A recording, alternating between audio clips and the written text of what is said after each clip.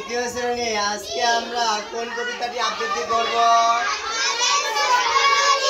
আমাদের ছোট নদী কবিতাটি কে লিখেছেন?